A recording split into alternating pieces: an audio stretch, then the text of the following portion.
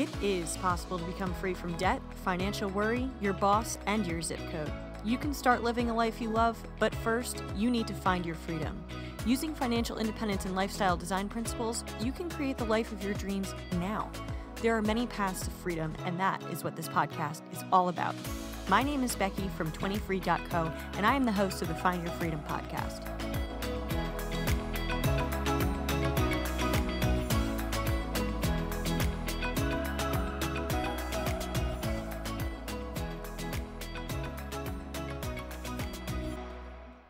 Today, we're going to talk about debt. Most people have debt, whether it's for a mortgage, student loan, car loan, or credit card. I personally had $100,000 in student loan debt at the age of just 21 years old. There's a lot of conflicting information out there about debt, and about whether having debt is a good thing or a bad thing.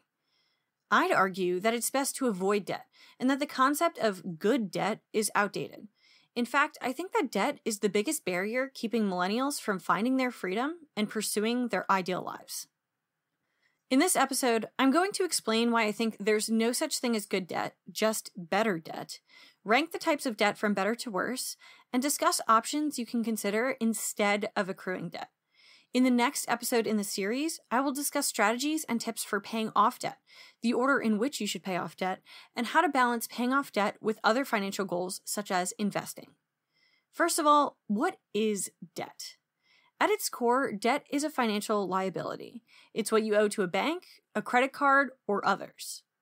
If you search Google with why debt is, it will first complete your query with why debt is good. I went down that rabbit hole to see the reasons people have for thinking that their debt is good. The idea of good debt versus bad debt is perpetuated everywhere.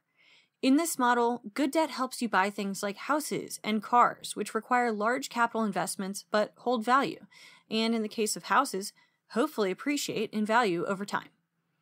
Bad debt is when you go on a weekly retail therapy shopping spree with your 17 credit cards and carry full balances at 24.99% interest while only paying the minimum due each month. Let's pump the brakes for a second and take a look at some mind-blowing statistics about debt in the United States. By the way, I'm going to share some statistics and averages throughout this episode. To see the sources of these numbers, please visit the show notes at 20free.co/episode 23. I'm going to give you these next statistics rounded to the nearest $1,000. According to NerdWallet's American Household Credit Card Debt Study, as of Q4 in 2019, the average credit card debt for a U.S. household is $7,000. The average mortgage debt for a U.S. household is $193,000. The average car loan debt for a U.S. household is $28,000. And the average student loan debt for a U.S. household is $47,000. Household debt is generally defined as the amount of money that all adults in the household owe to financial institutions. In 2018, the average American household consisted of around 2.6 people. Acknowledging that children are included in that average, I'm going to make a wild guess and say that the average American household contains approximately 2 adults. So divide those debt statistics in half, and you're still looking at a whole lot of money per individual. Those average dollar amounts, even halved, look like $4,000 of credit card debt, $97,000 of mortgage debt, $14,000 of car loan debt, and $24,000 of student loan debt per individual. For the quote-unquote average person with all of those types of debt, that's $139,000. That is a staggering amount of debt. Believe me, I know. I graduated college with $100,000 of student debt. It was crippling to know that I owed an amount of money that if it was an asset instead of a liability, it could set me on the path to early retirement, or help me purchase a house in cash, or do so many other things that I wanted to do in my life. Instead, I spent a year and 8 months in my early 20s super aggressively paying off the high interest portion of this debt, which was $67,000. By paying off my debt so quickly, instead of paying it on the lender's 10-year repayment plan, I saved $24,000 that I would have had to pay in interest. And while that is an accomplishment I celebrated at the time, I still carry some student debt today because I decided to start investing for retirement so that compound interest would have plenty of time to do its job, instead of paying off the rest of my debt. It was a tough choice to make, and without debt, I wouldn't have been put in the financial situation where I had to choose. I'm sharing this story to let you know that I know how it feels to be in serious debt. I know how stressful spending money on anything was when I owed so much money on my loans. I remember what it felt like to turn down a nonprofit job for a corporate job because the difference in pay would allow me to attain debt freedom more quickly. I resent the feeling of a debt-shaped ball and chain around my ankle when it was holding me in my full-time job and making me worry about the leap into entrepreneurship. After having debt for 5 years, not counting the 4 years in university I spent accruing the debt and the interest, I've come to realize that debt is the antithesis of freedom. Having a debt payment means that you're stuck in the rat race, making money to pay for things that you borrowed money to afford in the past. It hurt to be paying for my college education when all the classes and fun were over. Debt limits your options and makes decisions for you. Debt can hold you back from pursuing your dreams. Debt can be a trap where your past financial decisions determine your future options. The narrative young people hear about debt is almost always from their parents and their educational institutions. Many parents, for example, believe that assuming debt in the form of a mortgage is acceptable and necessary for the simple success in life of purchasing, or rather borrowing, a shelter to call home. Renting is oftentimes considered akin to throwing money away. After all, your parents could very well be mortgaging the home you grew up in. Your family will oftentimes also condone your decision to buy a new car through a car loan. Your school, below college level, may never teach personal finance. If it does, it is woefully inadequate at best, with lessons on budgeting and interest, but no deep dive into the effect that assuming massive debt as an 18-year-old can have on your life for the next 21 years, which is the average length of student loan repayment. Your university is likely to educate you about loans, but only in the intent of assisting you in taking out more. After all, it's a bit too late to save much for college once you're already enrolled in it, and they definitely want you to keep coming back with those big tuition checks every semester. Back to our Google search. The occasional article in your good debt search will give you a new perspective. Good debt is a myth. There's only better debt and worse debt. I think calling a liability good is inherently misleading. Some people would disagree and say that it makes sense to purposely obtain and then leverage your debt to make more money. I disagree with this viewpoint because leveraging debt is risky, and for someone who is interested in pursuing a freedom lifestyle, debt of any kind can seriously delay or diminish your level of freedom. I also find that this traditional wisdom about leveraging good debt comes from older generations. Millennials are more than twice as likely to worry about debt than baby boomers. And although millennials and boomers are equally likely to have debt, nearly 70% of millennials have said that debt has negatively impacted their daily life. That's compared to only 48% of boomers who feel impacted. The concept of good debt is outdated, misleading, and ultimately financially damaging because millennials are negatively impacted by debt in a different way than people used to be. In the modern world, more and more people are seeking the freedom and flexibility of lifestyle design. This is a concept that is particularly popular with millennials. The currency of this new generation is time and mobility, which means we need to put the old and outdated advice about good debt to rest. Going into debt no longer helps millennials achieve their dream lifestyles because it restricts the freedom that they seek.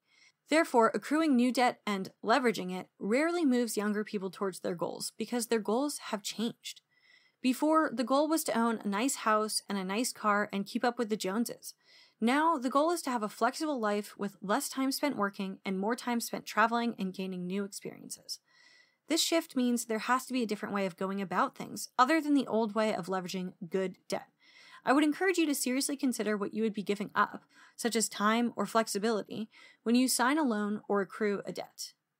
Now, let's talk about the difference between better and worse debt. Better debt, again, this isn't good debt, may initially put you in the hole, but the idea is that you will eventually be better off in the long run. This is debt that will help you grow your income, or debt that allows you to buy an appreciating asset such as a house. This still isn't good to have because it's risky and can prevent you from living your ideal life. This is debt to avoid having if at all possible, and to focus on paying off after you've addressed your worst debts. Worse debt, on the other hand, is anything that decreases in value the moment after you purchase it. This includes car loans and credit card debts obtained by paying for things like high-end clothes, the latest gadgets, and so much more. This debt costs you a lot of money, and by looking at the numbers, you know it's a bad deal any way you calculate it. This is debt to avoid having at all costs, and the debt you should pay off first if you already have it. Here are the 6 types of debt ranked from better to worse. Number 1. Debt from yourself is the best debt. Borrowing from yourself is the best type of debt. This isn't traditionally considered a type of debt. However, it's on this list because not paying yourself back can result in needing to accrue debt from other sources. I'll admit that this is a good kind of debt because you don't owe anything to an external entity such as a bank. By borrowing from yourself first, you will avoid other worse types of debt. This means you have enough money in your savings and emergency fund that you can tap into this pot of money for unexpected expenses or major purchases. But here's the trick to make it a good debt. After you borrow the money from the account and spend it, set up a monthly payment to the account to replenish the amount that you spent. Treat this expenditure as if you had borrowed money from the bank. Otherwise, you will just be permanently drawing down your savings or emergency fund. Listen to episode 29 to learn more about how to save an emergency fund. Make it a goal to pay yourself back with interest too, so you'll have an even larger cash cushion in the future. 2. Debt you can use to grow your income is better debt. Borrowing money so you can grow your income will eventually help you reach your long-term financial goals. However, bear in mind that you are gambling by taking one step backward by shouldering a debt in the hopes that you could take 2 steps forward to build a better financial future. These debts include starting a business, buying an investment property, or any other loans that will hopefully grow your future monthly income. A mortgage loan is a good example of this type of debt. The interest rates on them are low right now, and real estate properties tend to increase in value over the years. In this way, your monthly debt payments, in the right economy, can serve as an investment. Another example is small business loans. If you want to be rich, your chances are much better if you set up your own company and work for yourself. With the right skill and luck, borrowing money to begin your own business could be the best investment you will ever make. Have you noticed that a lot of things that make this a better debt ride on hopefullys, the right economy, the right skill and luck, and things like market tendencies? The reason to consider not getting into this type of debt and to consider paying it off if you do have it is because it is inherently a liability, and that makes this type of debt risky to have. Consider these 2 alternatives. Save for big expenses. Rather than going into debt to purchase a rental property, consider saving your money until you can buy it in cash. This might mean that you buy a smaller, less expensive house.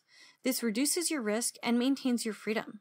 If anything goes wrong in your financial life, you don't have to worry about your home because you own it outright, so the bank will not repossess it. Or consider a lower cost option. The same principles apply to starting a business. Business loans can be necessary to start a brick-and-mortar business because of the necessary upfront capital investment, so perhaps consider a different route. Oftentimes for a side hustle, such as dog walking, Uber driving, or house sitting, or online business, such as a blog, there is not a large enough upfront cost to require a loan. If there is a small upfront cost associated, you can often pay as you go or save the small amount of money first before launching your business. Keeping yourself out of debt will enable you to make more profits from your business because you won't be making payments and paying interest on business debt. Mortgage debt could be better or worse debt. Everyone needs a place to live, so a lot of people take out a mortgage to purchase a home. Home ownership is actually one of the focal points of the so-called American dream. We discussed investing in rental properties in the last type of debt, which was debt to grow your income. Now we're talking about taking on debt for your primary residence. Your personal scenario will determine whether mortgage debt is better or worse debt. Depending on a variety of factors, it might make more financial or lifestyle sense to rent rather than own. A common argument for purchasing a home is that renting is throwing money away. You'll also hear that your home is your biggest investment. These are 2 reasons that mortgage debt is widely accepted as good debt. I'm going to disagree with both of those statements. Let's start with why renting is not necessarily throwing money away. People see paying rent as an expense, but paying a mortgage as building equity. The problem is that while you're paying off a 15-year mortgage, Much of the mortgage payments for the first 7 years are going towards things other than equity. Those things include interest, taxes, and insurance. Only the amount put towards the principal of the loan is actually building equity. Additionally, in response to the common myth that renting is forever, but a mortgage is only for 15 to 30 years, I'd like to note that even if you own your home outright, you will continue to pay taxes and insurance forever. This leads to the conclusion that whether you rent or buy, you're quote-unquote throwing money away, not to mention the costs associated with selling a home. You will have to pay for housing in one way or another. The next question to ask is whether building equity is really the best use of your money, meaning what is the opportunity cost of building equity? In other words, is investing in a house going to earn more money than investing in something else, like the stock market?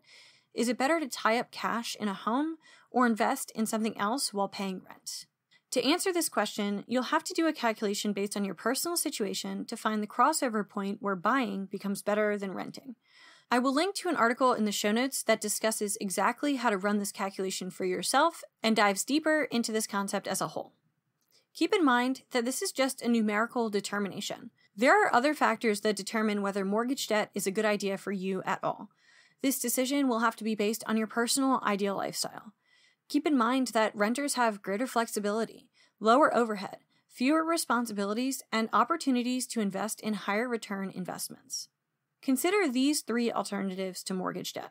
Geo-arbitrage is the strategy of moving somewhere with a lower cost of living while maintaining the same level of income. There are many places in the United States and the world where you can rent or buy property quite affordably. Living smaller is another way that many people have avoided mortgage debt. This can just mean downsizing to a place with one less bedroom, or you could live in alternative housing. Whether it's living in a tiny house, sailboat, RV, or van, there are ways to live tiny on a tiny budget. Save for big expenses. Like I said for real estate investing earlier, I'd recommend that if you choose to purchase a property, consider saving your money until you can buy it in cash. 4. Student loans could be better or worse debt. Student loans straddle the line between better and worse debt. Student loans are often classified as good debt because they are an investment in your future that can help boost your earning power. However, having sizable student loan debt can be quite risky. In fact, one study shows that on average, it will take a university graduate more or less 2 decades to fully pay off a bachelor's degree. Additionally, there is virtually no way to gain forgiveness for student loans, even if you declare bankruptcy. One not-so-bad thing about student loans is that most interest rates are not as high as the interest rates for other types of bad debt we'll cover in a minute. Consider these alternatives. If you're thinking about getting your master's degree, get your employer to pay for it or get a no-pay MBA. If you're about to go to college for your bachelor's degree, consider the cost as a large factor when selecting a school. I didn't do this, and I regret it. Or work a job or 2 while in school to offset your costs and avoid taking on loans. 5. Automobile debt is worse debt. Most of us can't afford to simply walk into a car dealership, drop a suitcase filled with cash, and take home a brand new car. However, borrowing money to purchase a depreciating asset is definitely a bad move. A car doesn't just lose its value, it loses its value fast. It can lose up to 11% of its value the second you drive it off the lot. 12 months later, the car will have lost 1/4 of its value, and by 3 years later, the car will have lost nearly half of its value. Those rates of depreciation mean the amount you need to borrow immediately can't be covered by reselling the car you just purchased. Automobile interest rates can also be quite high, depending on your credit score. If you have a bad credit score, you could be paying over 15% interest for a 5-year loan. Even with a good credit score, you'll be paying between 4% and 7% interest, which is too high to pay for a vehicle you are losing money on every month through depreciation.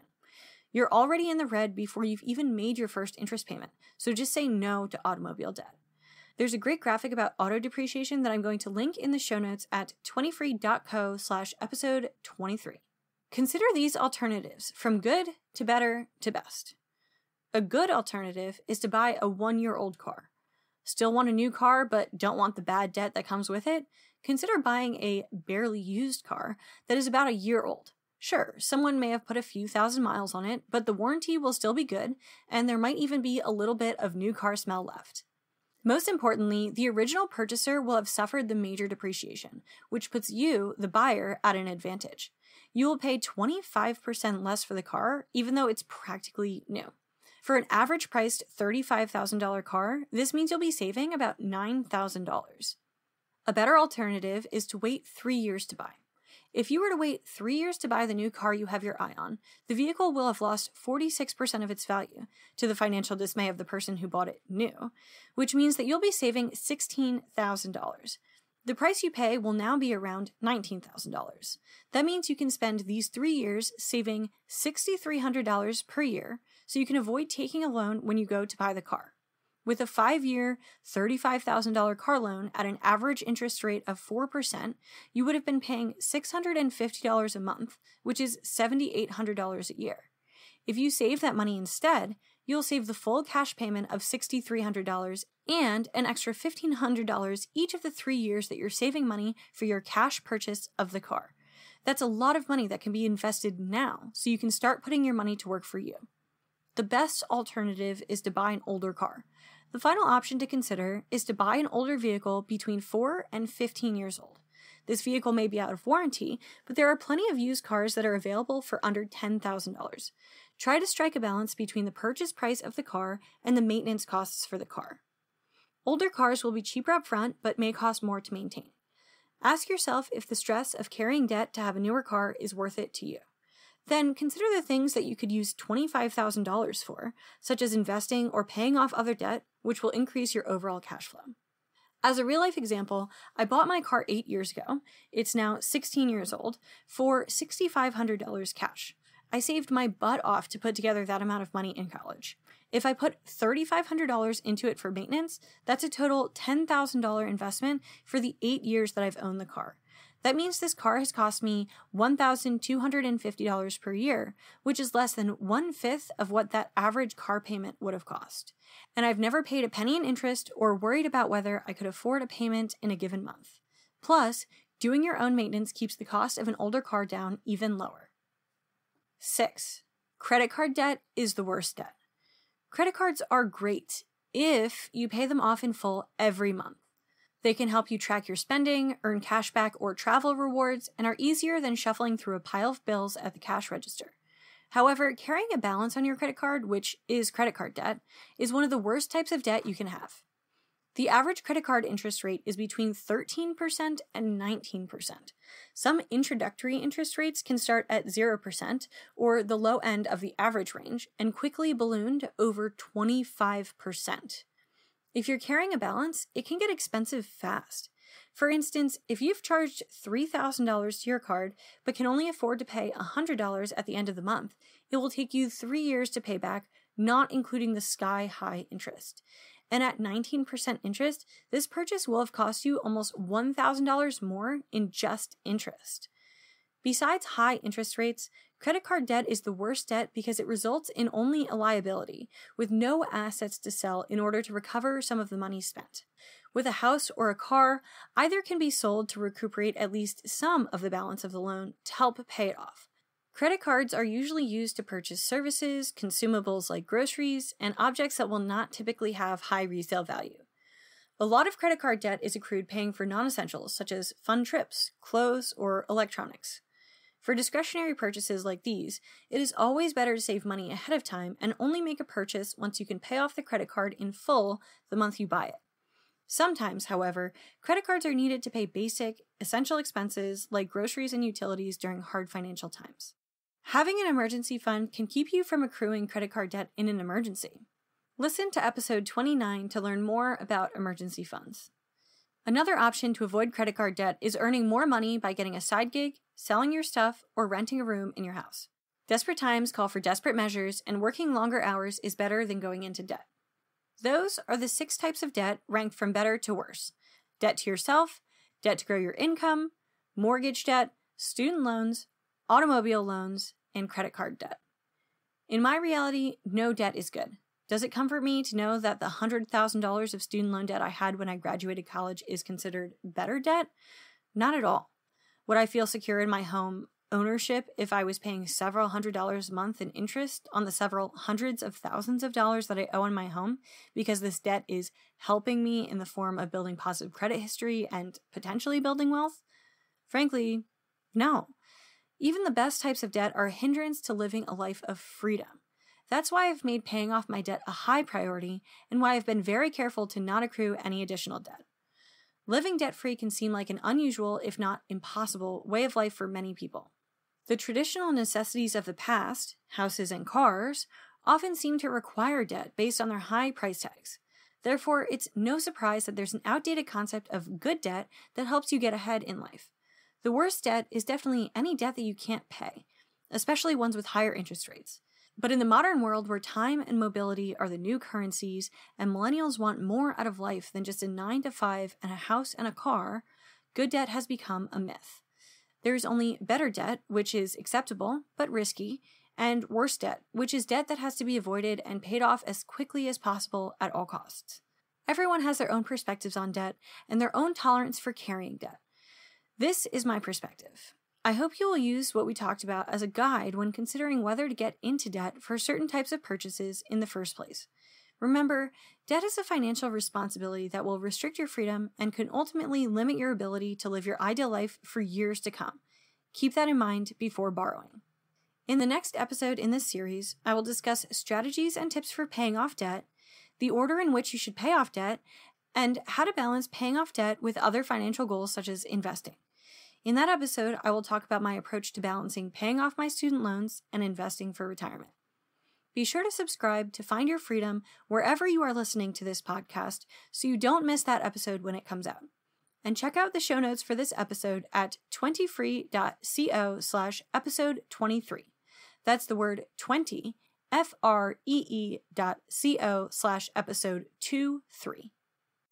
Do you need help figuring out what's next on your path to finding your freedom? Let's work together. As a money coach and lifestyle design expert, I help people reach their biggest money goals, like paying off debt, building up savings, and using their money to create their ideal life. As your money coach, I help you gain clarity about what freedom looks like for you, develop a strategy to get there, and overcome your money roadblocks on the path to financial and lifestyle freedom. People work with me because they want to finally feel good about their finances and have a stress-free plan to create a life they love. And they don't want to spend years using trial and error and disjointed advice from the internet to figure out how to make it happen. I provide the proven tools to improve your finances and accountability to make sure that you take the action needed to change your life. If you want to take the concepts you are learning on this podcast to the next level, visit 20free.co/moneycoaching to schedule your free 10-minute call with me. I can't wait to help you transform your life and find your freedom. Need someone to talk with about recent changes in your finances due to COVID-19? Let's connect on a free 10-minute coaching call and discuss how I can help. Schedule your call today at the word 20, FREE.co/moneycoaching. If you enjoyed today's episode, make sure you're subscribed to the Find Your Freedom podcast on whatever app you're using to listen to this episode. Do me a favor and also leave a rating and review on Apple Podcasts. Go to 20free.co/iTunes to be redirected to the page on Apple Podcasts where you can leave your rating and review. I really appreciate it. If you think this episode would help someone you know, please share it with a friend. Thank you so much for tuning in to this episode of the Find Your Freedom podcast. My name is Becky. You can connect with me on Instagram and Twitter at 20freeco and sign up for free resources and email updates at www.20free.co. That's the word 20, FREE.co. I'll talk to you next week on another episode of the Find Your Freedom podcast.